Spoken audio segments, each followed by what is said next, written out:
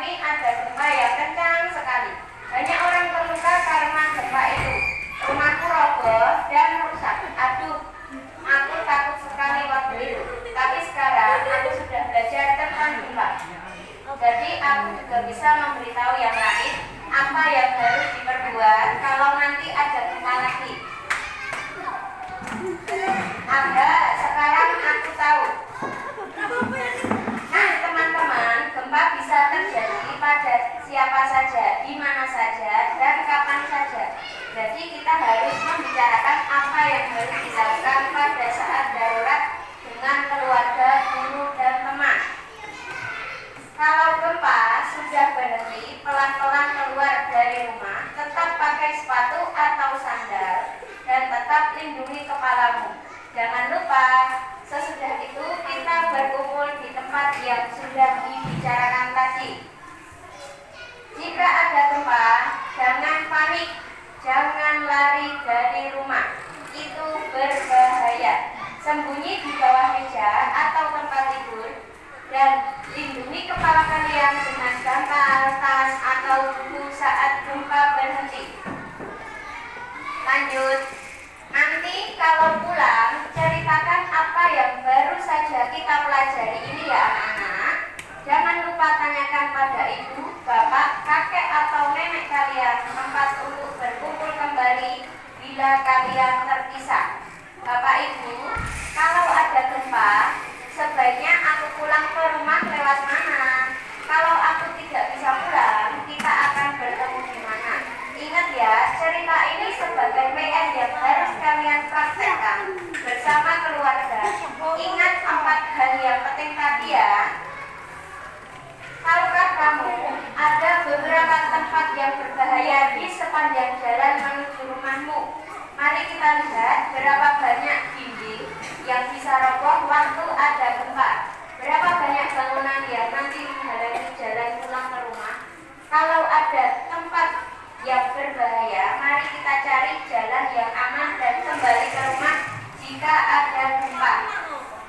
Atau jangan-jangan ada tsunami. Jangan dekat-dekat laut ataupun sungai, karena tsunami bisa datang 2-3 menit setelah gempa. Tetap hati-hati ya anak-anak.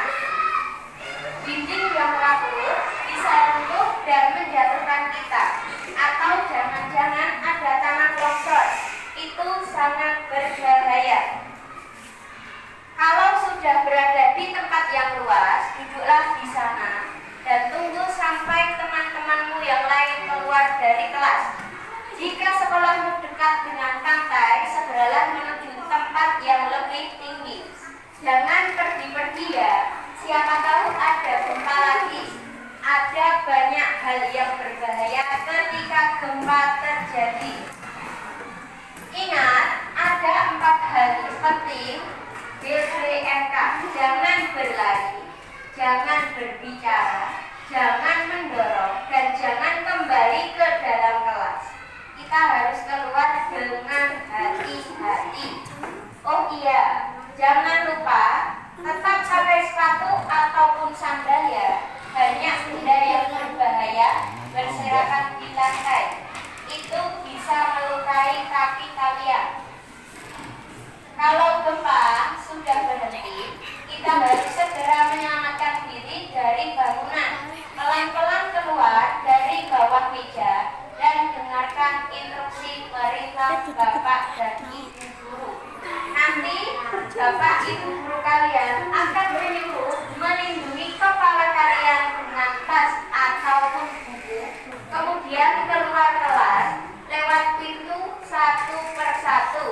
Tap, tap, tap, dan hati-hati, tidak boleh saling mendorong. Yang paling penting adalah melindungi kepala kalian dari benda-benda yang berjatuhan. Bersembunyilah di bawah meja dan tunggu sampai gempa berhenti. Biasanya gempa berlangsung 1 hingga 2 menit. Jadi jangan lupa bersembunyi di bawah meja. Misalkan ada pecahan kaca, genting, ataupun tembok bisa melukai kita saat gempa. Banyak orang yang meninggal karena itu waktu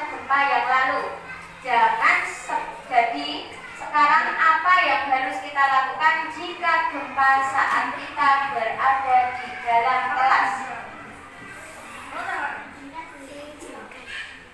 Waktu gempa terjadi, yang paling penting kita tidak boleh panik, tidak boleh menjerit atau mendorong orang lain, dan lari dari rumah atau ke kelas.